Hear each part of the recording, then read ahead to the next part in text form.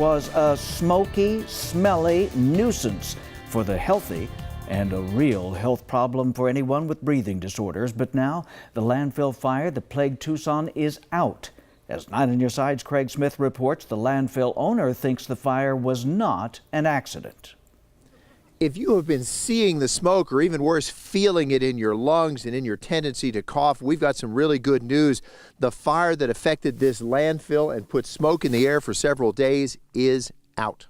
On Monday, smoke was a blanket over the valley, but now the air looks clear, even over the landfill itself.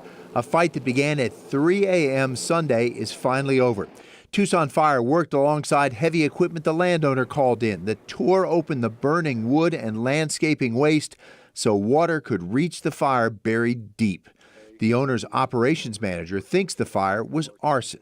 We've had a lot of vandalism out here over the years. We had some vandalism at another facility about 1.5 years ago. So I would suspect someone came in and intentionally lit it. I mean, it's a guess on my part, but I have strong suspicions. Tucson firefighters understood they were fighting a fire that caused trouble across the city. It's a great relief for us to be able to bring relief to the community from this smoke.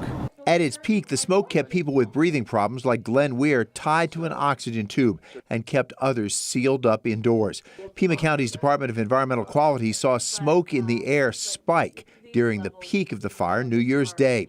Sensors measure the sort of tiny particles that stick deep in your lungs. They get down past the mucus and down into the lung where the cilia is trying to move it around and get it back up, but it's so small that it can get past that and deep into the lungs, and then it's hard for the lungs to get that out. Now contractors will keep dousing the fire to kill any hotspots that could bring back the fire and the smoke.